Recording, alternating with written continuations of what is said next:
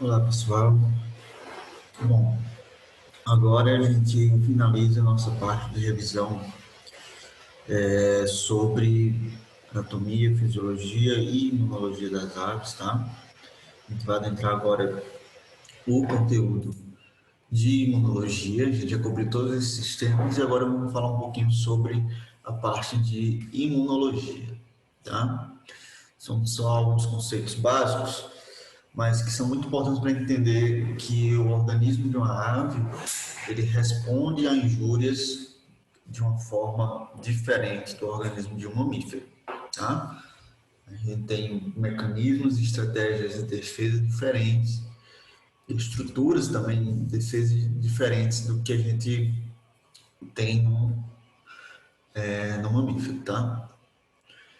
Então a gente vai falar um pouquinho sobre a estrutura do sistema linfóide das aves, um pouquinho sobre imunidade inata e um pouquinho sobre imunidade adaptativa. Bom, a gente vai começar falando sobre a parte de estrutura. Só para quem não conhece essa ave aqui, é uma ave chamada de casaca de couro. É uma ave que eu considero muito bonita. Bom, vamos lá. Então vamos falar um pouco sobre a estrutura do sistema linfóide das aves. Isso aqui é um passo essencial, gente. Para a gente conseguir entender patologia de aves, para conseguir entender respostas a injúrias, a gente precisa entender que, antes de tudo, existe uma estruturação, uma divisão diferente do sistema linfóide nas aves quando comparado com o mamífero. Nas aves, a gente vai ter órgãos linfóides primários, órgãos linfóides secundários.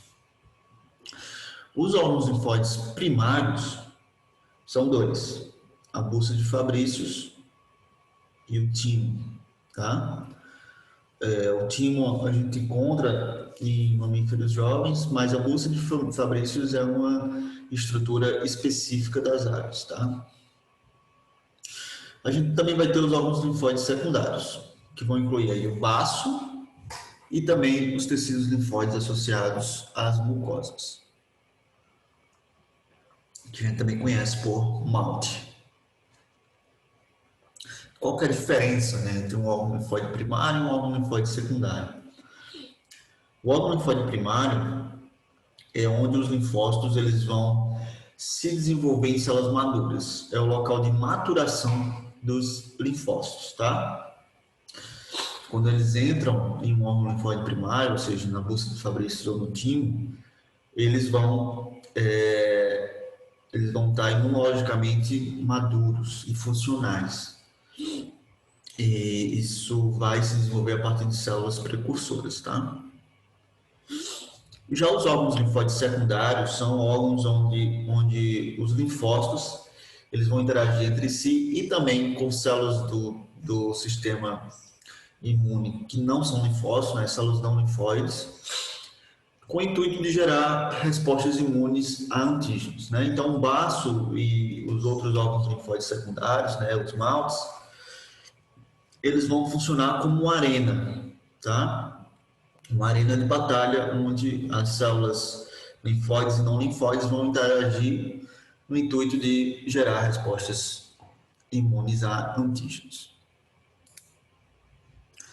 Bom, então vamos falar aqui primeiro sobre os órgãos linfóides primários.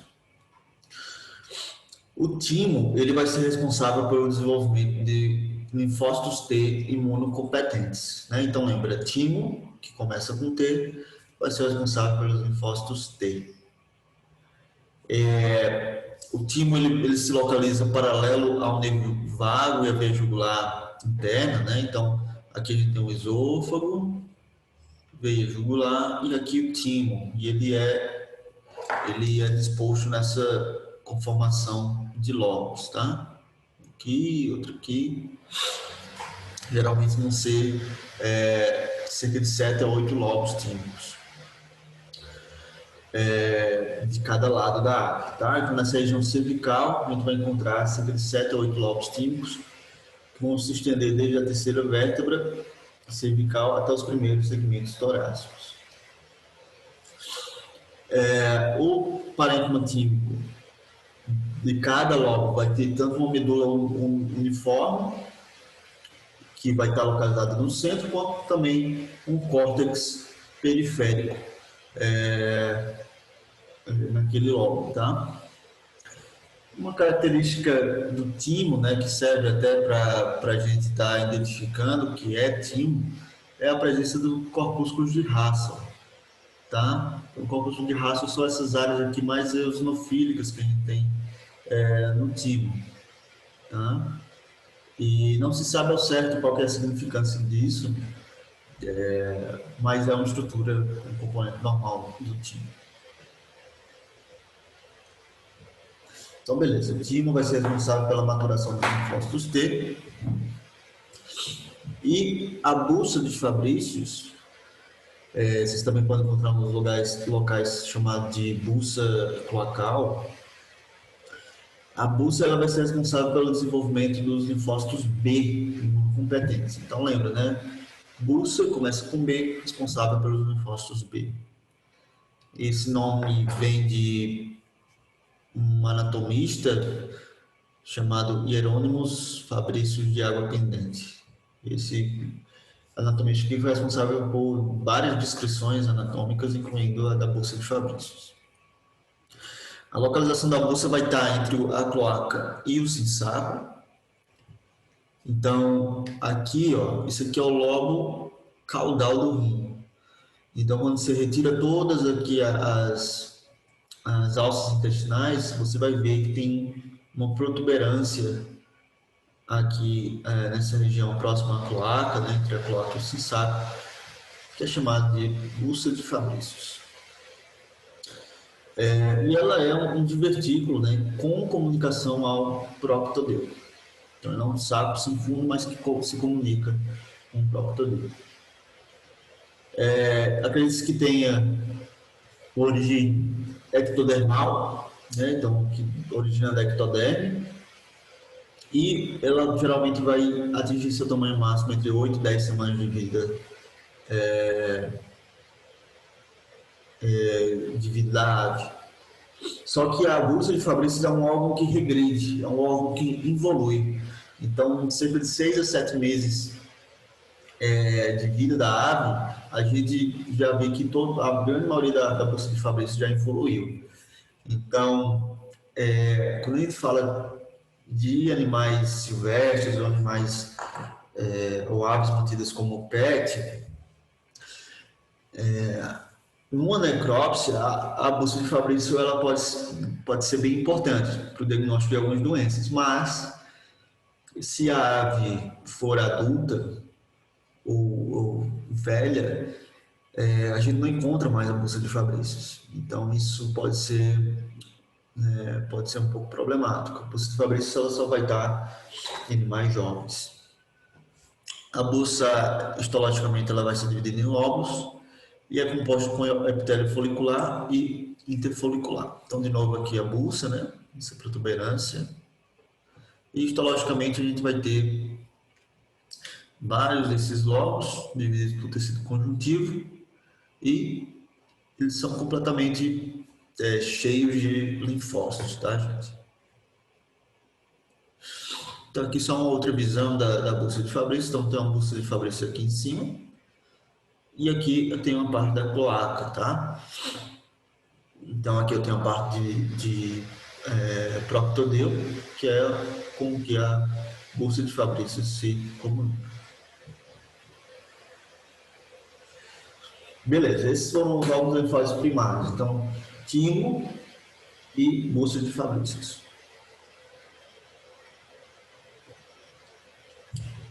Agora aqui dentro dos órgãos linfóides secundários, o primeiro deles é o baço. Só que o baço, ao contrário do que acontece nos mamíferos, ele não é considerado um reservatório de eritrócitos para liberação rápida, tá? Ele, na verdade, vai ter um papel importante na linfopoiese embrionária. Então, quando a ave é um embrião, os precursores de linfócito B eles vão sofrer uma reorganização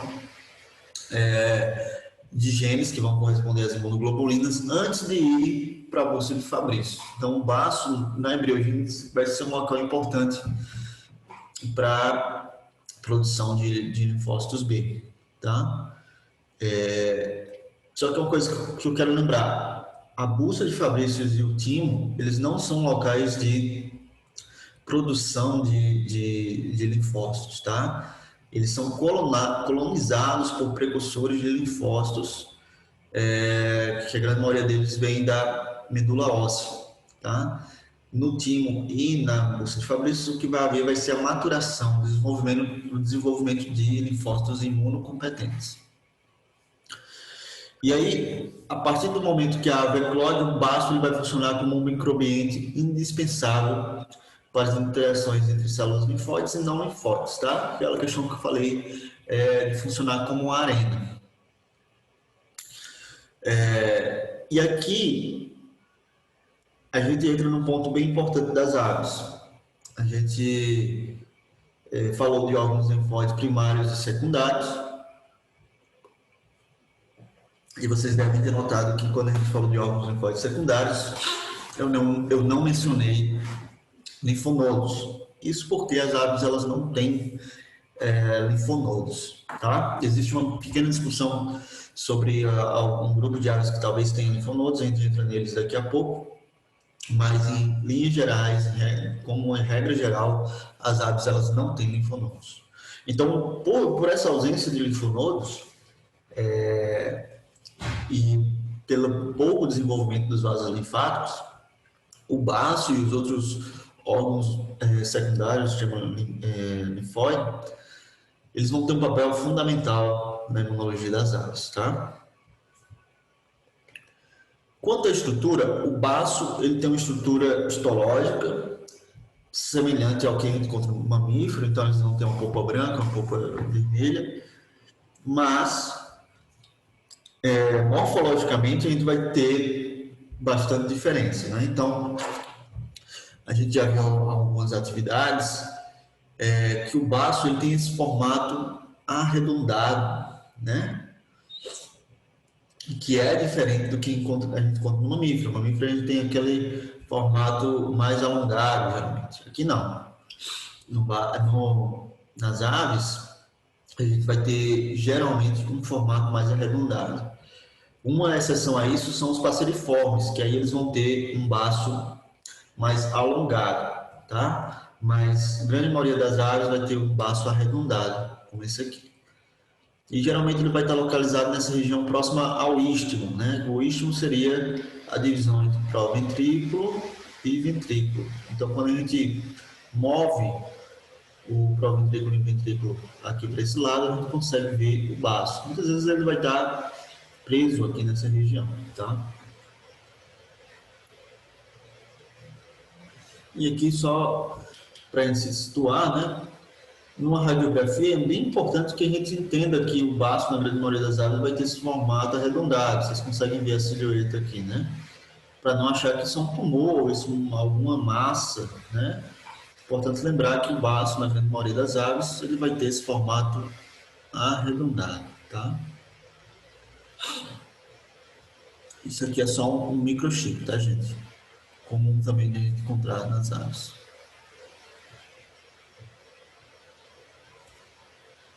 Beleza, e aí, falando aí dos órgãos linfóides secundários, a gente entra nos maltes, né, nos tecidos linfóides associados às mucosas.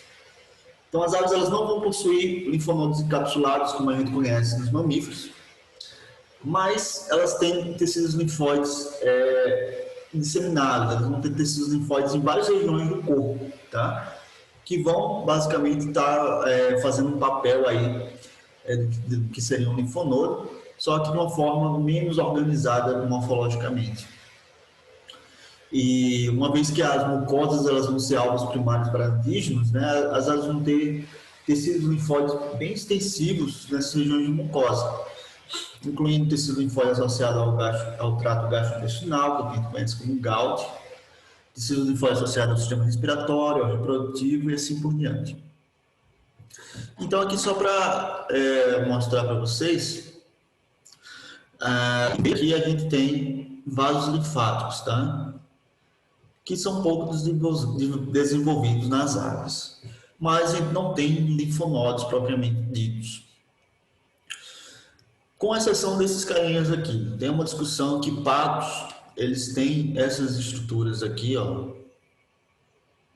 Essas estruturas aqui mais organizadas, que seriam linfonodos, tá? Tanto na região cervical, na região lombosacral.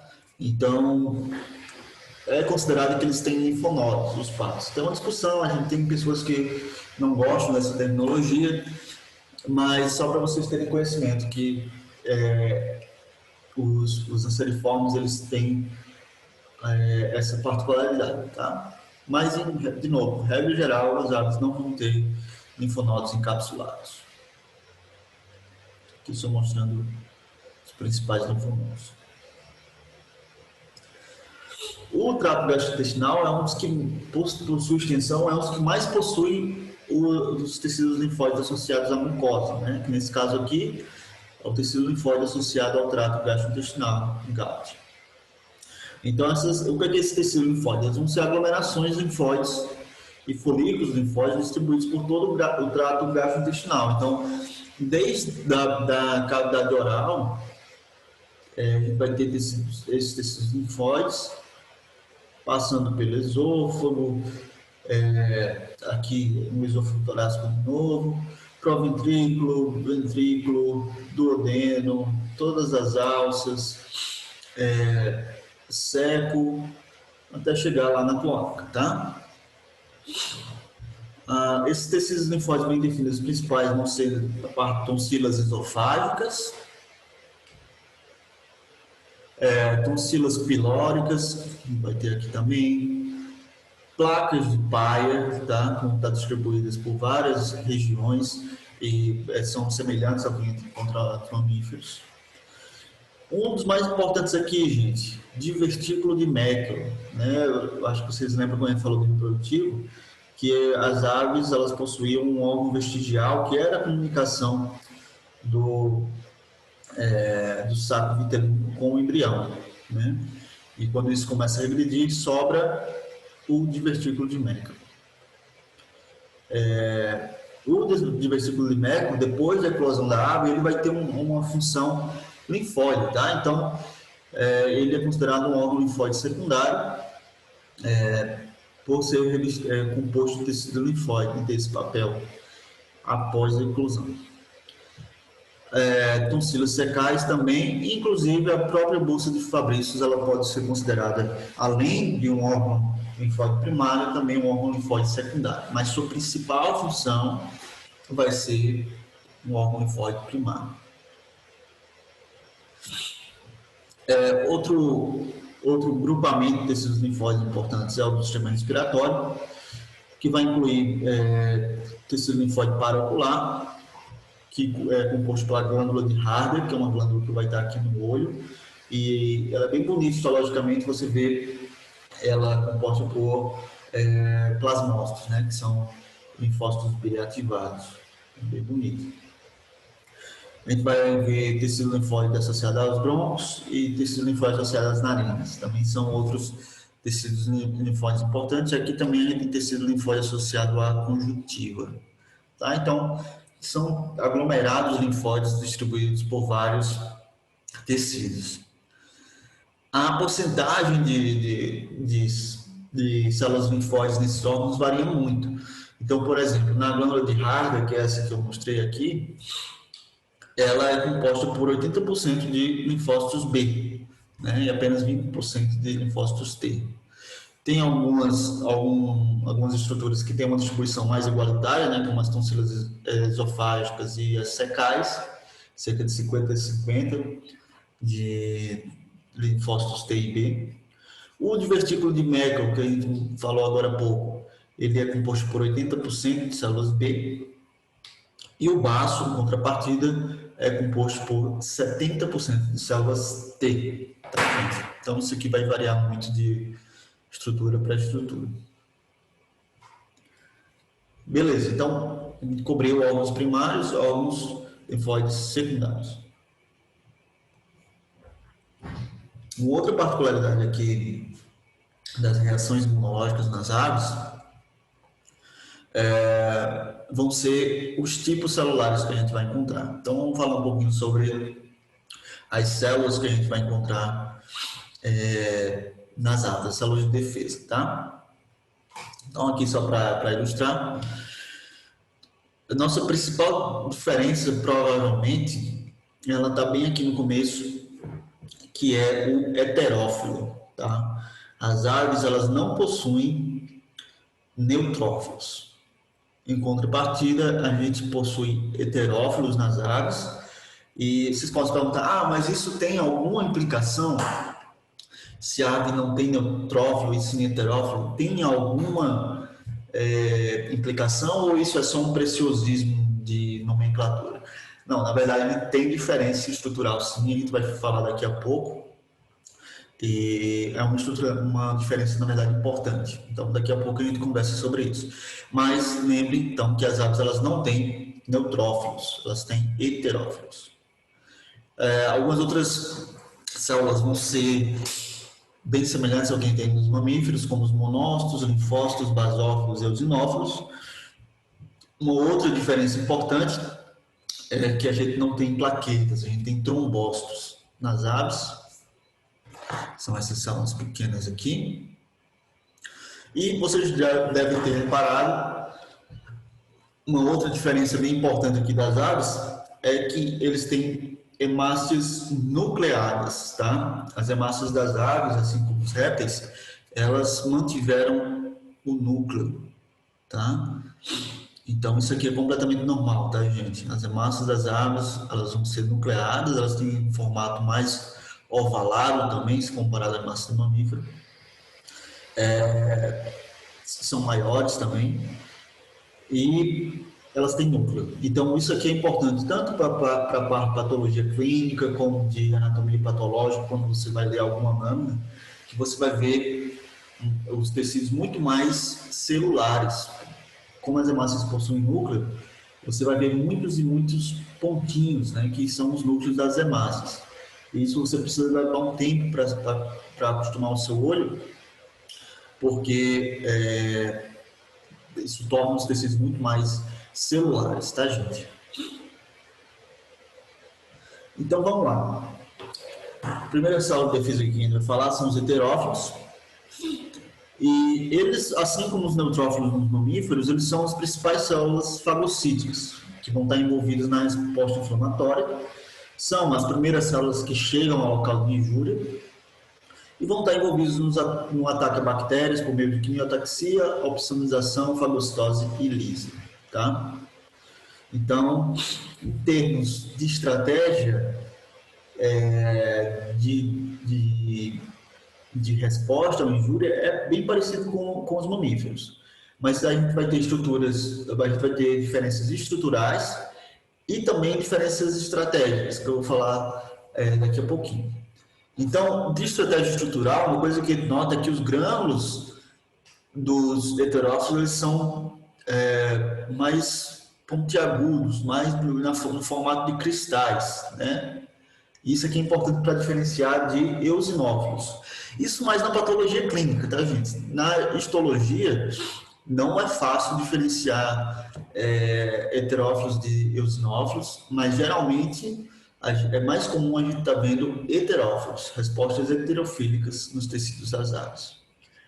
Então, aí eles têm esse formato aqui que a gente chama de formato acicular, tá? Que seria que lembra uma agulha. Então, tem vários desses grânulos nesse formato acicular. E aí a gente chega numa diferença estratégica muito importante. Os heterófilos, ao contrário dos neutrófilos, eles não possuem uma enzima, que é a enzima chamada de mieloperoxidase, né?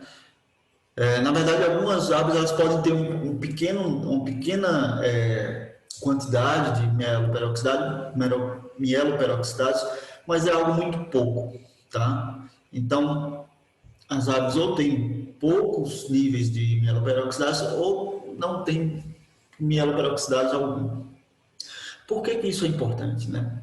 Qual que é a implicação prática disso? Por que eu preciso saber que as aves elas não têm mieloperoxidase sendo produzida pelos heterófilos? Gente, nas reações inflamatórias, principalmente essas iniciais, o que acontece com os mamíferos? Os neutrófilos eles começam a atacar os antígenos e eles liberam bastante mieloperoxidase, tá? Existem reações diferentes, né? Reações dependentes de oxigênio, as reações independentes de oxigênio, que vocês devem lembrar da patologia, mas uma das principais reações dependentes de oxigênio para atacar antígenos é as reações envolvendo a produção da enzima mieloperoxidase, que também vai envolver o peróxido de hidrogênio e a liberação desses oxigênios reativos junto com a mieloperoxidase vão servir como uma arma contra antígenos. A mieloperoxidase ela liquefaz as células e tecidos envolvidos nisso, né? Então, inclusive em reações muito severas, os próprios neutrófilos começam a morrer, muitas vezes por conta das substâncias que eles mesmos liberaram, como a mieloperoxidase. Então, a mieloperoxidase, ela liquefaz esses tecidos, essas células, tá? A consequência disso, nos mamíferos, é a produção de pus, né? Então, o pus ele vai ser esse amontoado de debris celulares, de células necróticas e que são liquefeitos pela mieloperoxidase, então aquele aspecto viscoso, aquele aspecto mais líquido, mais fluido do pus, tá? Isso é o comum de acontecer nas reações envolvendo neutrófilos em mamíferos. Só que nas aves, elas não têm mieloperoxidase. Então, não ocorre essa liquefação dos tecidos e células e antígenos envolvidos, tá? Então, quando ocorre algum tipo de injúria severa, onde ocorre necrose e ocorre uma resposta heterofílica, não vai haver a liquefação daquela região, né? Não vai haver, então, a produção de pus. Nas aves, a gente não vai encontrar pus, a gente não vai encontrar lesões purulentas, a gente não vai encontrar lesões supurativas, tá? Todos esses termos vão ser empregados para mamíferos, para aves não servem. Beleza, gente? Então, qual é a implicância, qual é a implicação de não ter mieloperoxidase ou de ter baixos níveis de mieloperoxidase? É que não há a formação de reações purulentas, tá? E qual é a implicação prática disso? Isso aqui, ó. Então, se não há a liquefação dos tecidos, eles ficam sólidos, né? Então, o que ocorre não é a formação de pus, mas a formação de cásium, tá? Então, vou escrever aqui para vocês. Cásium. Essas reações heterofílicas, elas vão formar cásios, elas não vão formar pus, tá? Então, o cásio aqui ele vai ser muito importante porque é uma forma de tentar isolar aquele agente, né? Enquanto ele é fagocitado pelos heterófilos e outras células de defesa. Então, o cásio ele vai surgir nessa área de necrose, que a gente vai chamar de necrose caseosa, tá? Vai formar aquele cásio, que é uma tentativa de isolar aquele agente, onde ele vai estar sendo fagocitado pelo heterófilo. E aqui a gente tem uma faca de dois gumes, né? A gente tem, por exemplo, aqui nessa barbela dessa galinha, foi isolado essa reação inflamatória, foi isolado esses agentes infecciosos, com essa reação necrótica, com essa reação caseosa, e beleza, isso aqui impediu que esse agente invadisse outros tecidos e causasse uma reação mais grave, não é isso?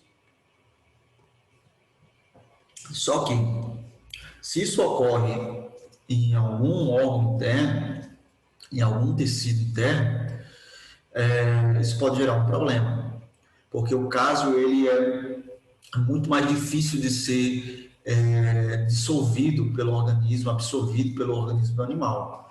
Então, pode levar a lesões que vão perdurar no organismo desse animal. Então, se a gente está pensando numa lesão que ocorreu no fígado, que ocorreu no intestino, que ocorreu no coração, no pulmão, essa tentativa de isolamento muitas vezes vai meio que fixar aquela lesão ali, que vai ser muito difícil do organismo conseguir resolver, né? Então, apesar de ser uma estratégia muito boa para lesões externas, né? Se isso ocorre no interior da ave, isso pode causar problemas, né? Dependendo da quantidade de casos, isso aí vai poder estar causando grandes problemas para a ave, né? Então, por exemplo, se tem uma infecção bacteriana nos sacos aéreos, por exemplo, e dá uma formação de caso, aquele caso ali provavelmente você vai acabar encontrando na necrópsia, porque é difícil resolução para o organismo da ave, é muito mais sólido. Então, nos mamíferos, o pus ele tem uma resolução mais fácil por ser liquefeito. O caso aqui, por ser sólido, ele vai ter uma resolução mais difícil. Beleza, gente? Então, essa é a implicação principal aqui que a gente vai ter da falta de mieloperoxidase nos organismos das aves.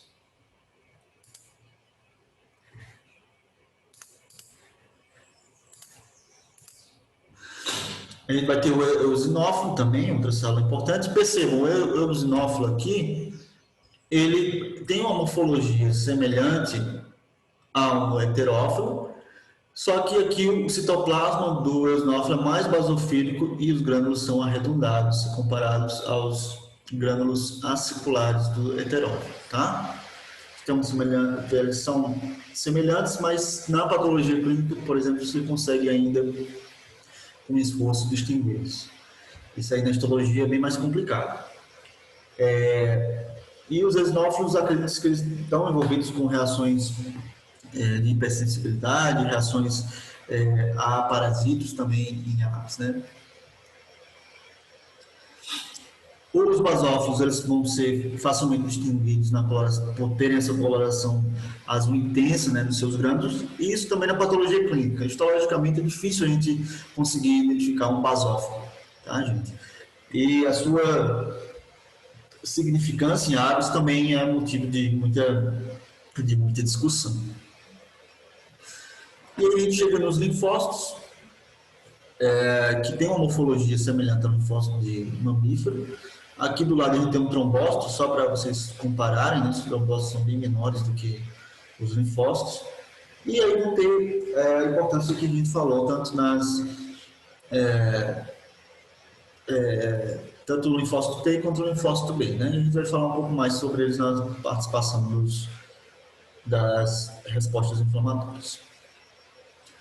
E a gente vai ter os monócitos, né, que vão ter função e morfologia semelhante aos mamíferos. Então, o monócito é a célula que vai dar origem ao macrófago, né? Na corrente sanguínea é chamado de monócito. Quando ele migra para os tecidos, é chamado de macrófago. Então, é uma célula fagocítica também. Isso aqui eu tinha comentado já com vocês.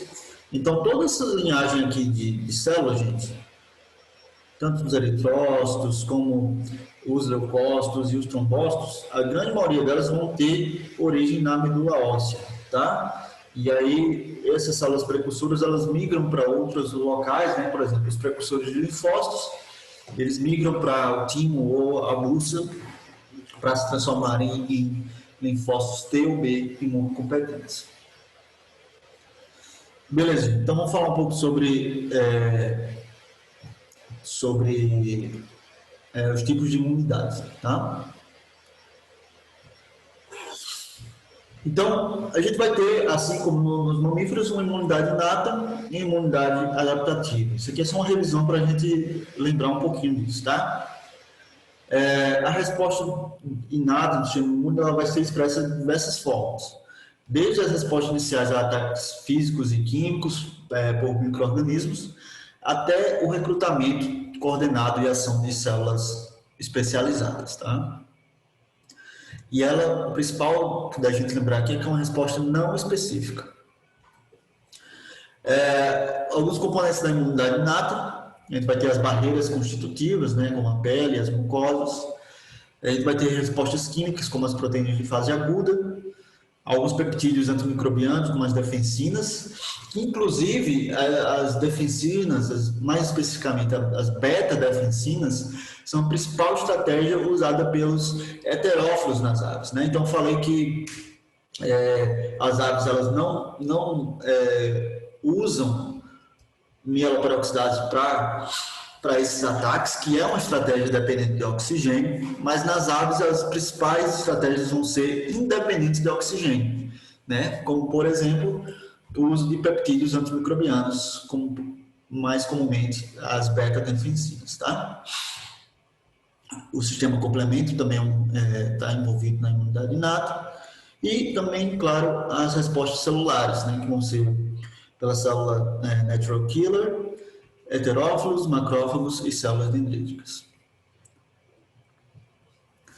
Tem vários fatores que vão influenciar aí a eficiência das respostas inatas, né? Como fatores genéticos, temperatura corporal, características anatômicas, estresse, idade, tudo isso pode estar influenciando, de certa forma, as respostas inatas.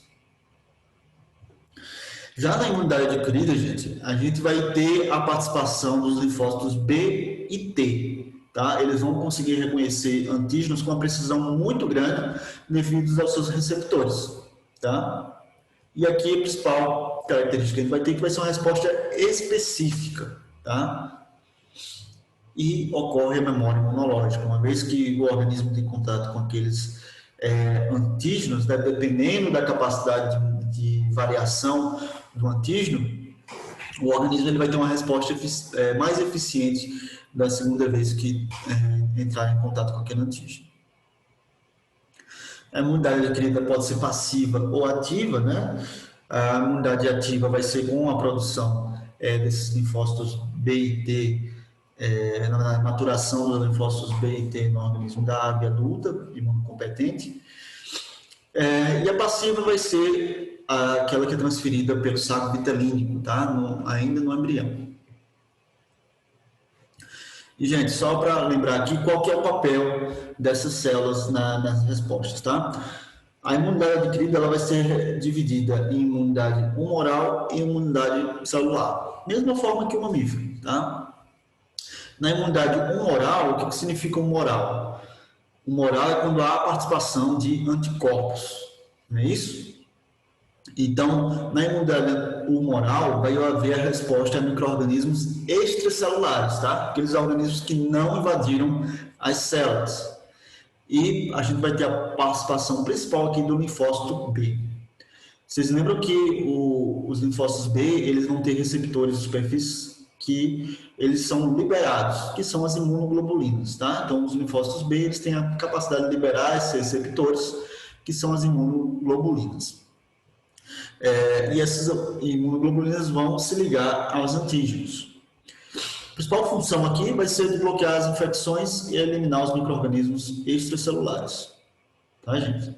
Então, lembre, imunidade humoral, a principal célula envolvida da imunidade adquirida são os linfócitos B. Já na imunidade celular, a gente vai ter a participação de linfócitos T auxiliares ou de linfócitos T citotóxicos, tá? O linfócito T auxiliar, como o próprio nome já diz, ele vai ajudar células que foram células fagocíticas, né, que fagocitaram determinado antígeno, né, como por exemplo os macrófagos. Então, as células T auxiliares, elas se ligam aos macrófagos que fagocitaram antígenos e vão ativar esses macrófagos para destruir os micro-organismos fagocitados. Beleza? Então aqui vai ter a principal atuação dos linfócitos T auxiliares. Já os linfócitos T citotóxicos, eles vão agir principalmente nos micro-organismos intracelulares, aqueles que invadiram células, né? Como por exemplo os vírus.